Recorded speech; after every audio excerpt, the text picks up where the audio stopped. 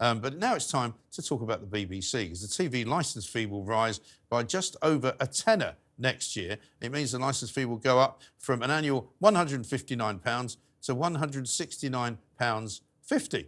And here's what the BBC decided to react about.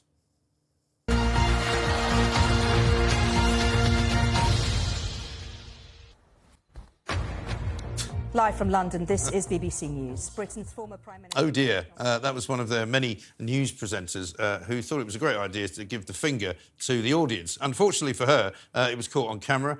She later apologised and said that she wasn't actually giving the finger to the audience. She was giving it to the people in her production unit, which is not a very nice way to talk to your production unit at all. She says it was just a joke. But of course she would say that, wouldn't she? For me, it looks more like this is what the BBC thinks of you, like that.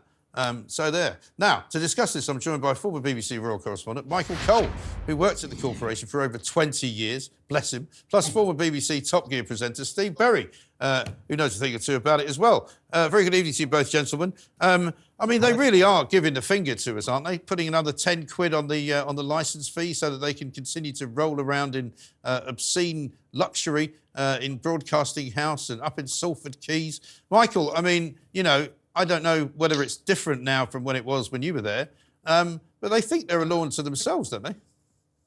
I don't know what the BBC is bleating about. As you say, it's another tenner on top of this iniquitous poll tax. Now, that was justified when there was one channel or two channels or three channels, but now there are so many channels, I doubt that we could count them. Everybody's their own programme controller. They watch whatever they want. Most of them ignore the BBC. The young people never watch it. It's only old people and like me, middle-aged people who pay the licence fee, and that's the demographic the BBC despises most. Now, look, when I worked for BBC Television News, which I was proud to do for more than 20 years, the main news bulletin commanded an audience of 12, 13 or 14 million. On big nights, it was 20 million. Now it's less than 1 million. When you think about sport, used to be the crown, the jewel in the crown of the BBC. Now they even struggle to pay for Wimbledon. The sport has gone elsewhere. Do you know something, Michael? When I joined the BBC in 1968, the brigadier who gave us the induction course, he said of the 28,000 people working for the BBC, only 10% of them had anything to do with programmes, and that included the messengers taking the scripts round. Now, today, there are 22,000 people in the BBC. The difference between 68 and now is that now the programmes are made by outside production companies. Apart from the news, the BBC hardly makes anything of its own, and yet it employs 22,000 people because it's a bureaucratic nightmare. It really is. Steve, let me come to you. Something like 400,000 people have stopped paying the licence fee in the last year alone, which by my calculation means they're about 60-odd million quid short of what they would otherwise have. Is that why they're having to put the price up, do you think? Mike, I haven't paid it for years because, like as Michael said, I haven't used their services. They haven't got anything for me. Trust me, when I was there, and I wasn't there as long as Michael, I was there for about 11 years. It was the same sort of people you'd encounter. Nice, well-educated, Oxbridge lefty liberal types in corduroy trousers with leather elbow patches who wanted to cater to every single minority but couldn't stand the majority. No. Those British people who voted for Brexit, who live in Barratt Homes, who drive a Nissan Qashqai, who love football. But they made programmes for them. And I think when I ever get into this argument with people about the BBC and its place, I use this argument. Imagine the BBC giving a primetime Saturday night show to either Noel Edmonds or Jim Davidson. And those two men, for 2 decades, ruled Saturday night with House Party, Jen Game and Big Break. Imagine the slightest possibility of either of them two getting on the BBC these days. No way, not a snowball's chance in hell because of all the boxes them two tick none. But do you know what they used to do? They used to deliver like 10, 15 million people for the BBC on a Saturday night. Right. It's lost its way. And Yes. in the modern broadcasting environment, it hasn't got a prayer. It really hasn't. Michael, I think Steve's right. They've forgotten now how to make those kinds of incredibly funny and sort of wide-ranging and wide-reaching shows, the comedies that they used to do. I mean, I remember fundamentally sitting down in the sort of 70s as a child with the family, and we just sit in front of the TV from about sort of, you know, what Bruce Forsyth's Generation Game until the end of Match of the Day. And if you were lucky, you might get to stay up for Parkinson. But it was great. And I don't want to sound like a boring old fart who only remembers the good old days, but there's nothing like that now. My children, who are teenagers, don't ever watch BBC or any other television station. I make them watch TalkTV, obviously, but, you know, nothing that's an old sort of, you know, legacy TV station. Don't watch it. Yeah, well, Bill Cotton, who was a great television man, he once said to me, he said, the BBC is bread and circuses. Looking at me, news, he said, you're the bread, I'm the circuses. And it was light entertainment, and they cater to a wide spectrum of people. And you're absolutely right.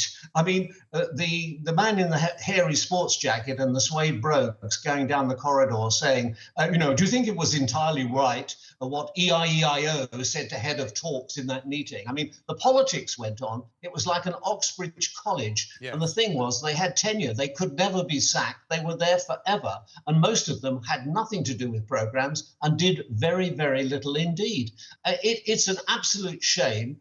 And it's a scandal that we should continue to have to pay for it. Times have changed. The BBC's had a great innings, 101 years, but now it's time for the, if I can use it in this context, for the umpire to raise a finger and point to the pavilion of past glories and say, BBC, you're out. The BBC has to be changed, it has to be destroyed so that bits of it, the best bits of it, can be saved. Yes. But not at the expense of the licence payer.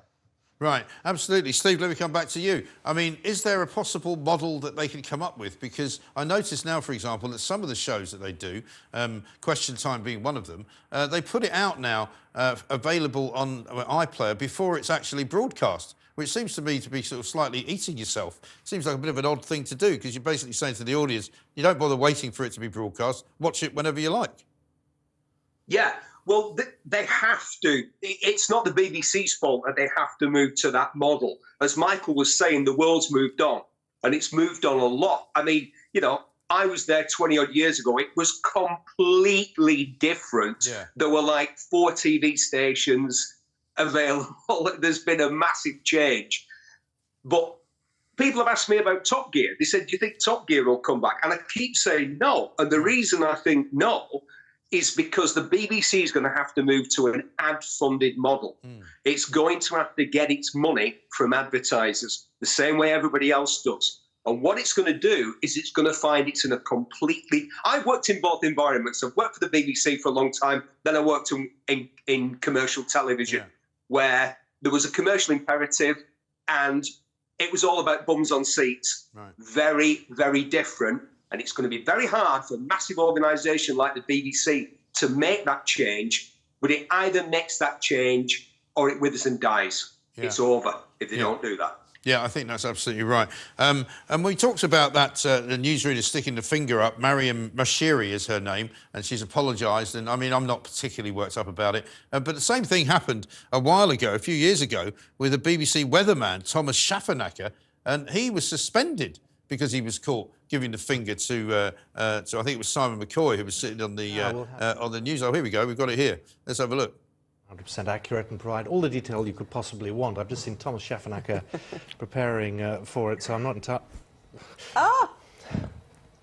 Every now and then, there's always one mistake. That was it. Now, see, that was the censored version again. With him, you know, you can't show it. We can show it. You know, it is after 9 o'clock. But you know, he was suspended when the BBC must have been far more po-faced. But is that their problem? That they're now run by some rather, you know, average, sort of, I would say, kind of not very adventurous and not very interesting and not very good middle managers. Well, I think that they're scared of their shadows. Michael, sorry.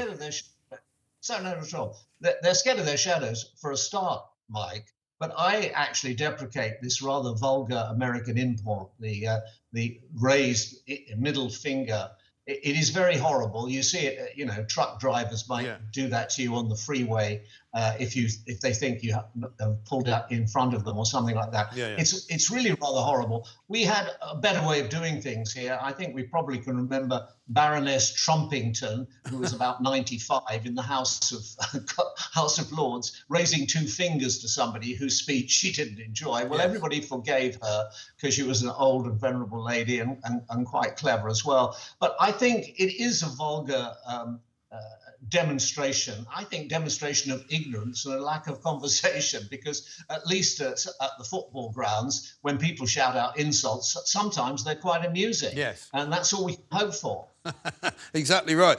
Steve, leaning on your commercial TV experience, the other story today going around the houses is the one about Philip Schofield and ITV's internal review. ITV have apparently hired some very expensive lawyers who have looked very far and wide into ITV, picked up a very nice fat cheque from ITV and have decided that ITV haven't done anything wrong. Yeah, and what is it that Philip Schofield has done wrong? Most of what I've read today is centred on the fact that he had a relationship with somebody we work with. And I can't imagine that anybody working on ITV's mid-morning show could possibly have had a relationship with each other, like, apart from Richard and Judy, and Damon and Ruth. So apart from those four, I mean, you know, we were talking about BBC newsreaders there. I don't remember Hugh Edwards ever doing anything on there like that, like those two people did that you referred to. Yeah. As far as I'm aware, he had an impeccable broadcasting career and was considered to be, you know, our preeminent presenter of events of national importance. And yet, because of the things that these two men have done outside of the workplace, nothing to do with their employer, they've both got the push. Now, could it be that they don't tick all the boxes? I think it might be. And yet other people seem to be able to get away with murder. Well, do you know, it's interesting you say that because, I mean, I think there's very little that people get away with nowadays. And I think ITV have been particularly kind of, shall we say, a bit cavalier with getting rid of people because they've got a history of doing it. But you're right to say that they're very inconsistent. But I find it impossible to agree entirely with Steve, Michael, when he says, you know, he didn't do anything wrong, because I think the impact of having a relationship with somebody who's on the team who's not so senior, you know, Ruth and Eamon, one thing, you know, Richard and Judy, another thing, but it wasn't Richard and the bloke who was running the messages up and down the stairs, which I think would have been a different show, to be honest. What do you think, Michael? Well, he didn't consult me, but had he done so, I would have said to him, have a very good chat with your wife about this and then get in a good public relations person, because as was said quite rightly, he did nothing wrong, and yet he felt obliged to move on. The old BBC, you know, had quite a good rule, and it said that man and wife, or people who were together, couples, were not allowed to work together. And I think it was quite sensible. Yeah. Rather blew a hole in it when Desmond Wilcox was the producer, and he was in a relationship which turned into a very happy marriage with Esther Ransom. Yes. And there were one or two other cases of that kind. But I think it is quite sensible to put a little bit of distance between that. You don't want to have your home life and your work life too tangled up together, because it usually ends in something less satisfactory than you hope for. Yeah. Absolutely right. Steve, final word from you. How soon do you think before we all get told the BBC is going to be broken up, we're going to get rid of the website, we're going to get rid of all the local radio stations, we're just going to do news? That's what I think they should do. I don't think it's ever going to happen. Well, I think that all depends on who gets in next year, rather obviously. Yeah. But I can't see them seeing out the 2020s in their current form. I think there are going to have to be the changes that have already happened, particularly in local radio, have been incredibly difficult and painful for a lot of people. But a lot of this isn't. I'm not anti-BBC. I love the BBC. I love Radio 4. I love 6 News. I love BBC Radio more than television. Like I said, I don't bother with the TV, but I listen to a lot of their radio. But the changes are going to be difficult. They're going to be painful, but they have to happen to ensure that the BBC could say, I just spent 2 weeks in the States And public-funded broadcasting there is, as anybody who's been there and sampled it will know, terrible. The BBC is the gold standard, or it was the gold standard around the world for publicly funded broadcasting. Let's hope we can find a way, some way, to preserve that that's acceptable to everyone. Let's see if we can. Steve, good to talk to you. Thank you. Michael Cole, a pleasure. Thank you very much indeed.